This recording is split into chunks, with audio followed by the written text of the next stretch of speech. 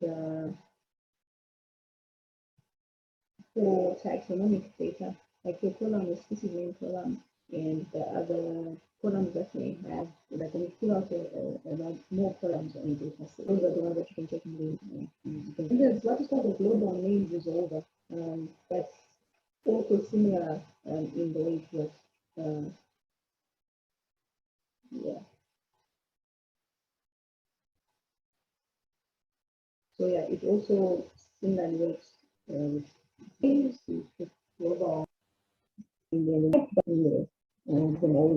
your scientific and resources for the whole very so there's some other online resources that come out of the website to check up your taxonomic needs.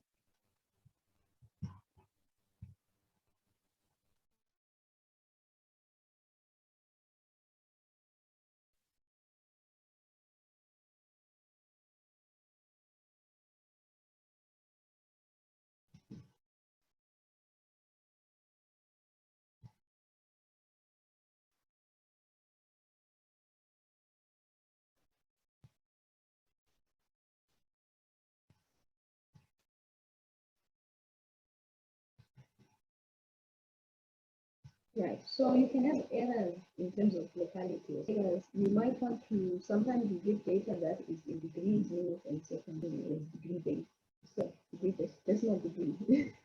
Degree based is different technology. So that's and this is a formula that you can use to take you with the religion for us. And so all we do in kind of density in this section, you paste it there, and then you get the result and you just multiply.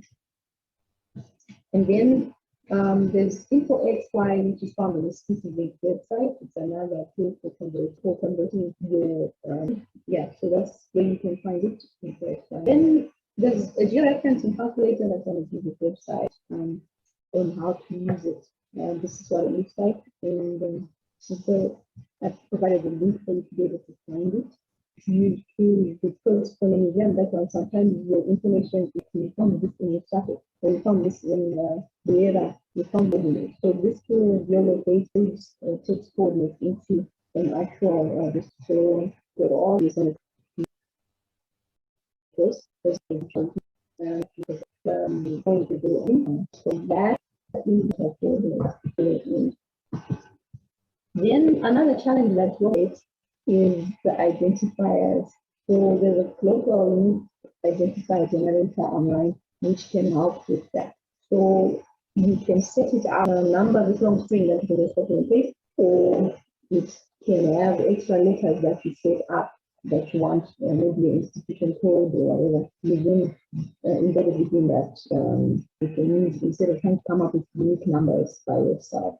So as summary, these are the tools and where you can find them. You find them on a PDF for the reference data.